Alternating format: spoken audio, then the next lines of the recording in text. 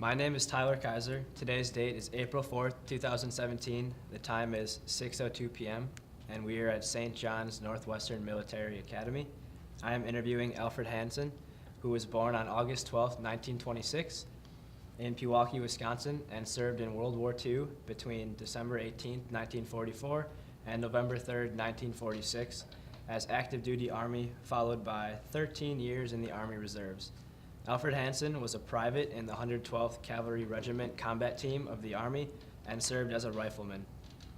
This interview is sponsored by the Bell Tower Memorial.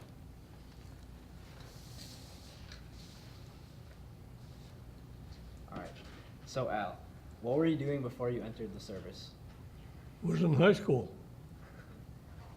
And after I graduated, I worked for a meat market. Did, at least in the meat market, did the war affect your life before you entered the war? Well, it affected everybody's life with gas rationing and food rationing and things like that. Other than that, no, it was just a normal life in Pewaukee. Mm-hmm. So how did you get involved in the war? I got drafted. Okay. Did you get to choose which branch of the military you were in? That was a funny one.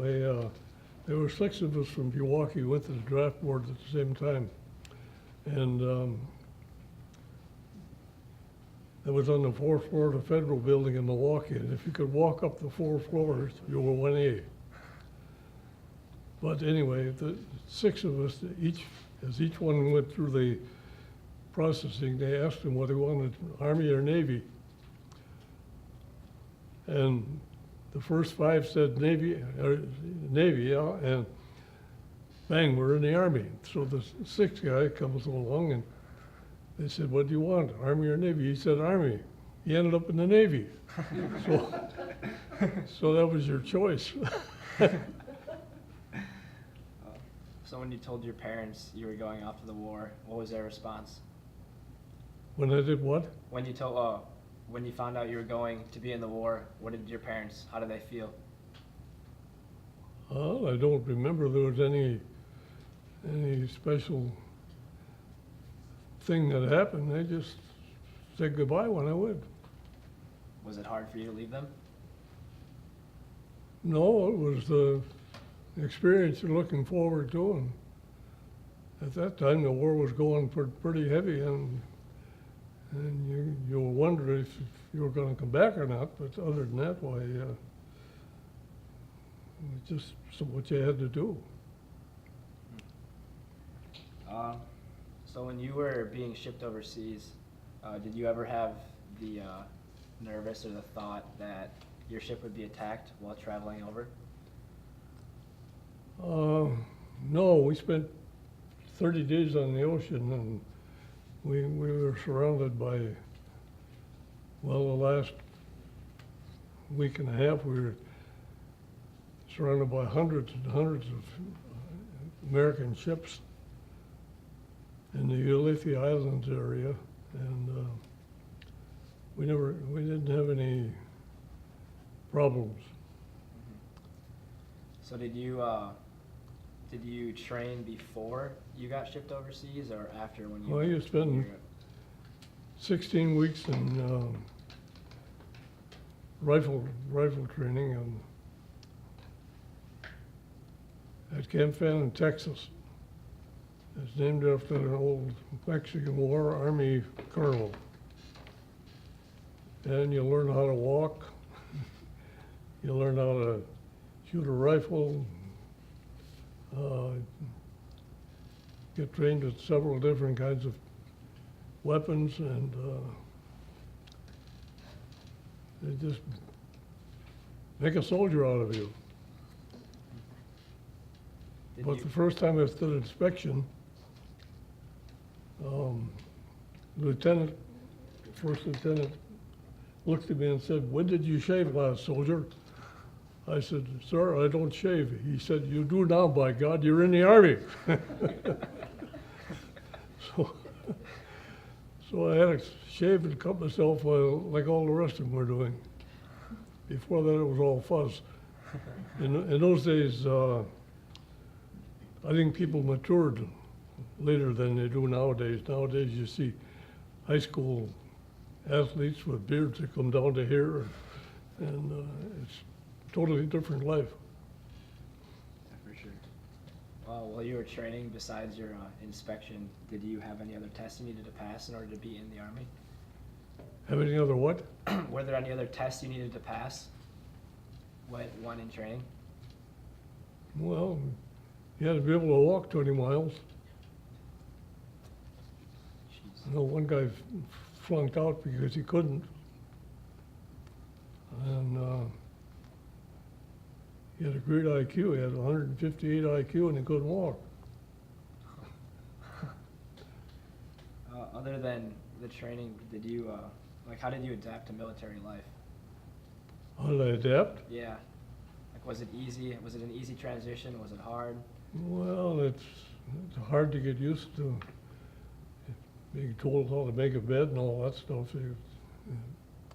It's different than civilian life by a long ways. You're just told what to do from morning till night, and you do it. With your rifle and weapon training, did you use ear protection at all?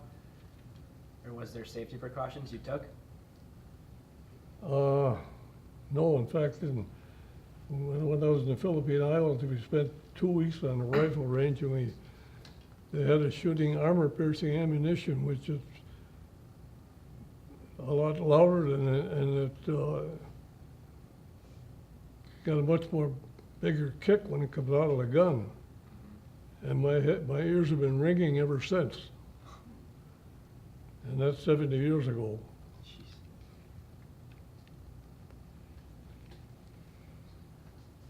When you first arrived overseas, where did you first land? Manila Bay, Manila Bay. yeah.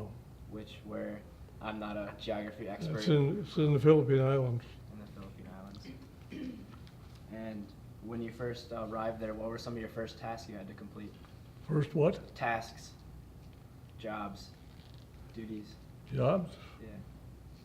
Just do what you're told. They took us to a camp and continued with the training. We were getting ready for the invasion of Japan. And the atomic bomb was dropped about 4 days before we were supposed to go to the beaches at a place called Batangas for training. And so that, of course, was called off, and 10 days later, we were on the way to Tokyo. And we were sitting on on a ship about half a mile from the battleship Missouri when they signed it and surrender. From there, we went to a place called Tateyama and landed, and we guarded a junction point there for a couple months. Then I got transferred to the post office. So before all of that, invading Japan, you were in the band, correct? I was in the band for 2 weeks. What, The rest of the band members were all, you probably remember Eddie Howard and some of those other bands. Well, Jan Savitt, these guys were all professional musicians. So we had to pass an audition in order to get in the band, and I hadn't picked up a clarinet since I got out of high school, so we're back in the infantry. What made you decide to try out for the band? I just got put there. That was in my military history. And when you go in, they ask you a lot of questions about what you've done, and I'd spent 6 years in the high school band, and so that was probably number one in somebody's mind. Maybe the band needed some clarinet players, I don't know, but they didn't get what they wanted. So you were just kind of thrown into playing in the band, you didn't really have much of a choice then? No, no. And when you were thrown into the band and said to try out, were you overseas actually, or were you still in the United States? That was in the Philippine Islands. In the Philippine Islands. Okay. All right, now moving towards Japan. When you were traveling to Japan, what was life like on the ship? Pretty rough. We ran into a typhoon and had to pull into a place called Subic Bay, which is a huge bay in the western shore of Luzon. And we had to wait off the typhoon. That was a day or two, and then we got back in the ocean. Did the typhoon actually hit your ship? It hit everybody. It was a big one. It sank some ships. Really? Did it cause any damage to your ship at all? Not ours, no. Okay. So besides the typhoon on the ship, were the conditions good, or was it all tight and compact? Condition of the ship? Yeah. Well, troop ships were mostly kind of dirty. You put 1,500 guys on a ship that's made for about 500 and try to keep it clean. It's pretty hard to do. Were the sleeping conditions good? Did you get your own bunk? Oh yes, you had your own bunk, but there were five tiers of bunks. Oh, jeez. And I think I was the second one from the top.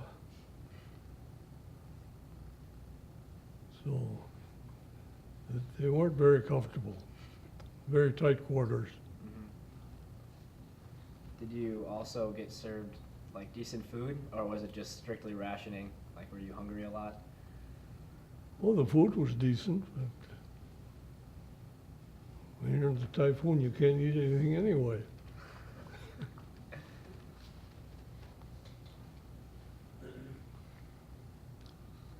Along with the food, how was personal hygiene? Were there showers? Was there a lot of sickness spreading, or was Oh yeah, they had dirty? showers, yeah. With like the dirtiness of the ship though, did a lot of people get sick at all? Just about everybody one time or another. Did you happen to come down with anything? Well, I didn't come down with anything except the heaves.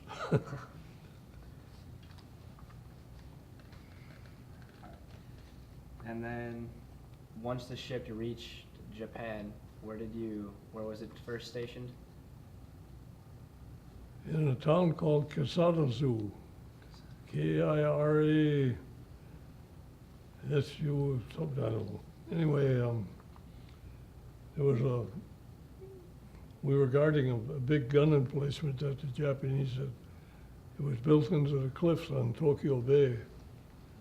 They had big railroad guns, 16-inch guns that they would roll out on rails, shoot them, and then pull back again. Of course, they never had to use them because there was no war there. Yeah. And the bombing of Hiroshima. cities took care of that. Yeah. And of course, the atomic bomb ended the thing. So When you found out they were dropping the bomb, did you really have any idea what the atomic bomb was? well, we didn't know, but we found out in a hurry. So did you see a lot of the destruction when you arrived overseas?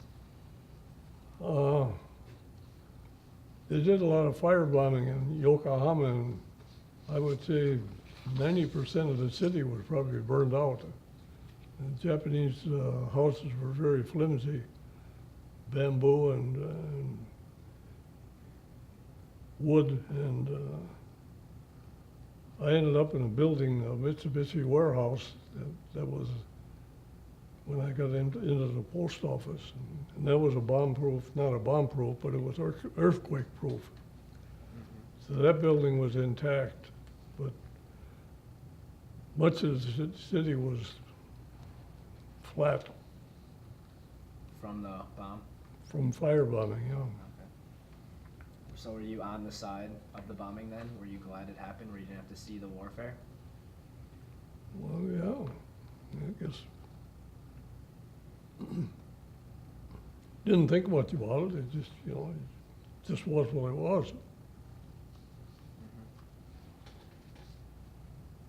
So while you were living in Japan, where were you, like, did they set up a camp? Were there barracks? Or how did that take place? Well, when I first landed, they put us in a Japanese hospital.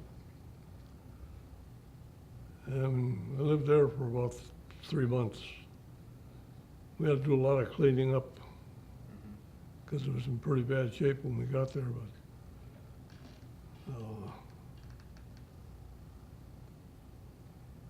So when you got there, was there really no civilians there? Was it basically empty? well, the hospital was empty, but there were with farm. It was a farming area, and we saw farmers going by all the time. Japanese people were very respectful. If they were riding a bike, they would get off their bike and walk past you. And if it was an ex-soldier or ex-sailor or whatever, he would bow and salute as you went by.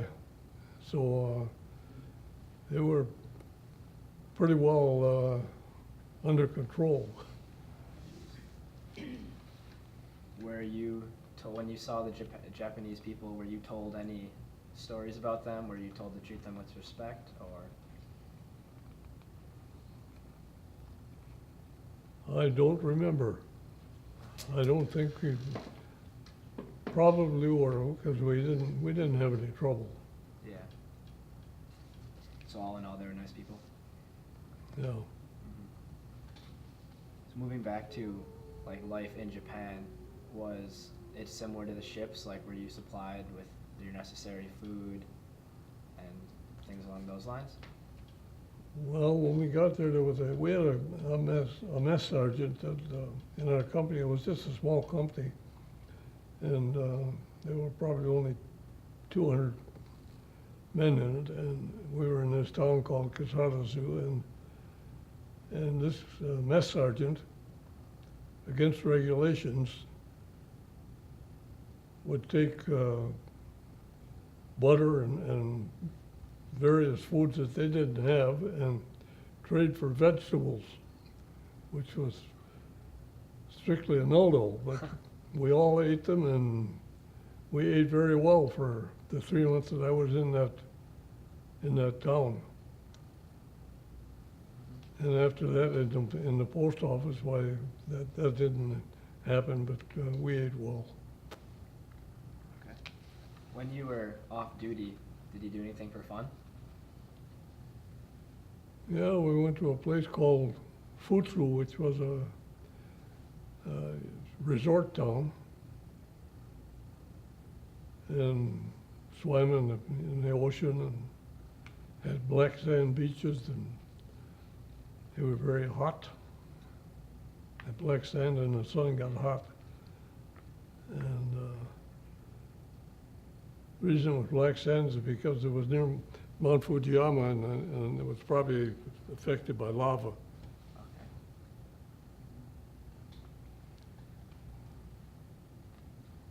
When you were in Japan, did you ever feel homesick at all? Probably all the time. Couldn't wait to get home. Everybody felt that way. Yeah. Off duty, did you ever feel unsafe at all being in enemy territory? No. No.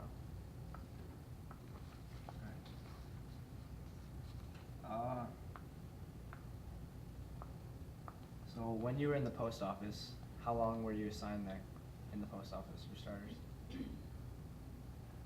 Year and 2 months. Year and 2 months. What were some of your duties while being stationed? Well, I was a guard. I had to guard the mess hall.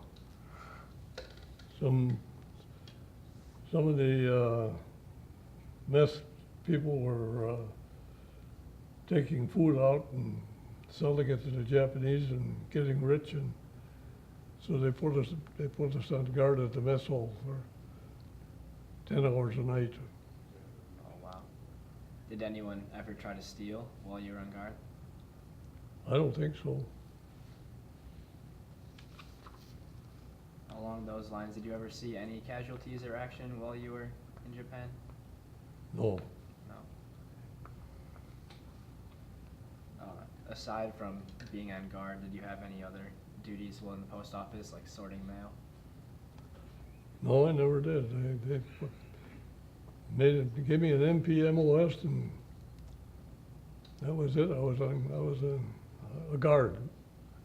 What does MOPOS mean? MOS is military, something, I don't know, it's a service number that each job has a different number. I can't remember. It's a fancy acronym, kind of. Tell me a little bit about the post office. Like, what was it like inside or outside? Well, it was just a big cement building. And we lived on the 3rd floor. And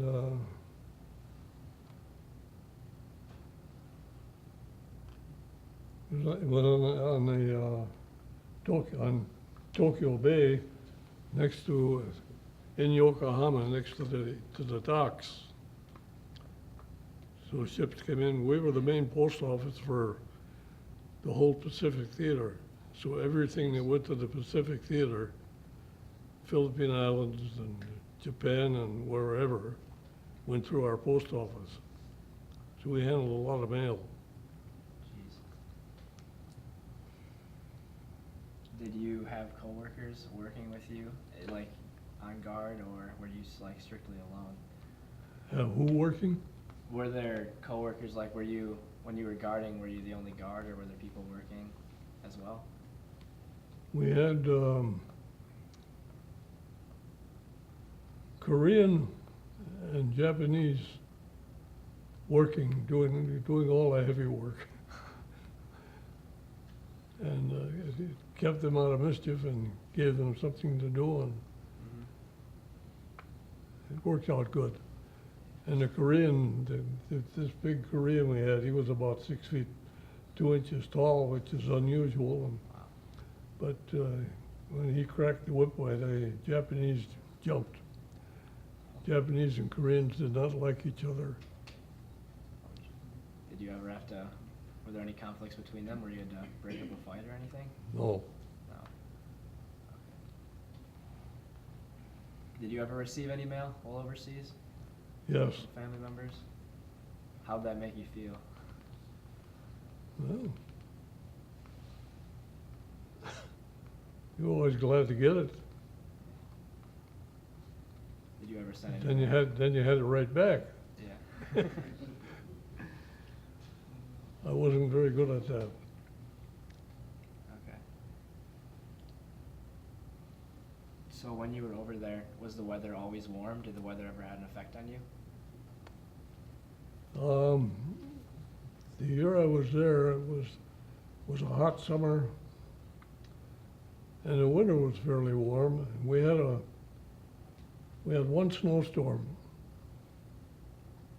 and that was about 2 inches of snow, and it lasted half a day, and then it was gone. But I can remember Japanese kids who were 7 or 8 years old who had never seen snow, and they were having a ball in it.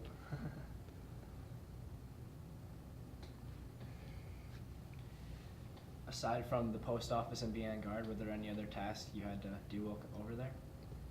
Any other tasks? Tasks or duties while you were over there? No. No? Okay. And how long did you say you were in Japan? About a year and 2 months. Year and 2 months. So when you were... No, it was a year and 4 months Year anyway. and 4 months? Yeah. Okay. So when you were told you were being sent back home and your time in Japan was over, how did you feel? Yippee, ready to go. And then you were sent on a ship back to the United States, or how did that work? We came back near the Aleutian Islands, take that circle route kind of, and we ended up in Seattle. We had a storm at sea for 8 days. The winds were 70 to 80 miles an hour. Holy cow. It was really a bad storm, and everybody survived, and everybody in the ship was sick. Jeez. For getting thrown around and, you know. Did you ever get any sicknesses too while you were being thrown around? With what? Did you ever have any seasickness because of the storms?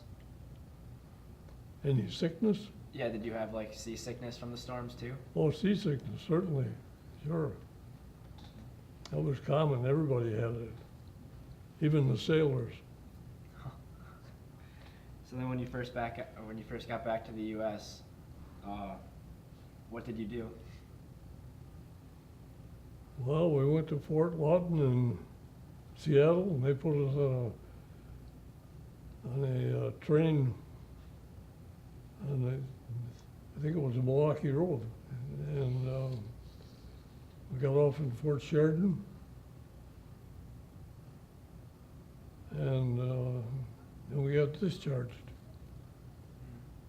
and went home. And was it a relief to be home? Yeah, it was. Did you, after being home for some time, did you ever enlist back in the reserves? Yes, I joined the reserves a year or so later. I was in for 12 or 13 years. Why did you decide to enlist back? Well, the Korean War came along, and we were starting to get nervous about maybe ending up. In fact, we went to summer camp in 1950, and the Korean War had started, and we thought, uh-oh, we're in it now. But as it turned out, they didn't need any duck companies, which we had in Pewaukee, so they didn't call us in. So did you feel it was kind of your duty with the new war on the rise that you needed to go help? We decided it's time to give it up. Some of the guys stayed in, they ended up with a decent pension, but I didn't know about the pension at the time, and if it would have taken another 7 years, so I was busy with my work, so I didn't have time for it. Okay. When you were in the reserves, where were you stationed? What? Where were you stationed when in the reserves? In the reserves? Yeah, In where Pewaukee. In Pewaukee? Yeah. Okay, so it was still normal life, just you were in the reserves? They've got a unit there still. Only it's much bigger than it used to be. And they meet weekends, and I think one weekend a month they're all there. And they got several hundred members. We only had probably 50 people in our reserve. It was a duck company, and we just had a good time. So it was a lot different than being overseas?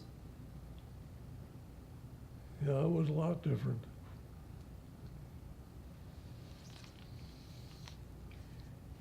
All right, so looking at the war overall and your experience,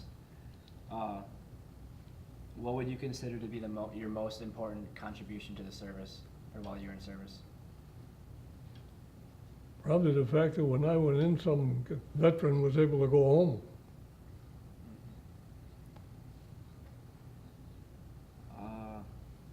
What was a strong example of leadership that you encountered while in the military? Had a good baseball coach in Japan. Played on the 7th Baseball Southwest baseball team. We had a good team, and other than that, I didn't have to take a lot of orders from people, so I didn't really run into the leaders. Did you ever take any leadership responsibilities among your peers? No. No. The PFC when I went in, or when I got in, private, and then the PFC, and PFC when I got out. Okay. What are some life lessons you learned from military service? Know how to take care of yourself.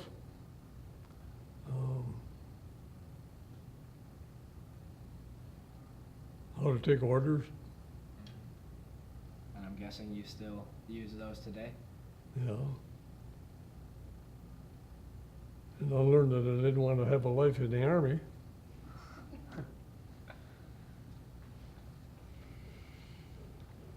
All right. Is there anything else that we haven't discussed that you would like to share? Any final thoughts? Hmm.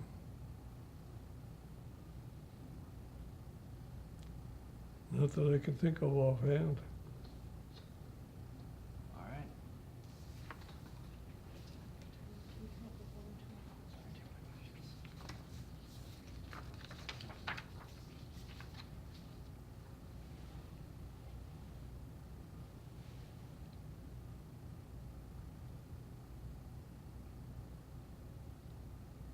All right. So I know you said while you were in the reserves that you were in Pewaukee. Did you ever, and that you said sometimes currently they go on like weekends, they do jobs and like missions. Did you ever have to ever do that while you were in the reserves? Well, we used to go to summer camp 2 weeks every year. And you had to learn how to drive a duck. A duck, which? That's a DUKW. It was a vehicle that ran on land and water. And water? Yeah, you drive it into the ocean or the Lake Michigan. We trained down there at Fort Sheridan when we were training in Virginia Beach, Virginia. Okay. And we just had a good time.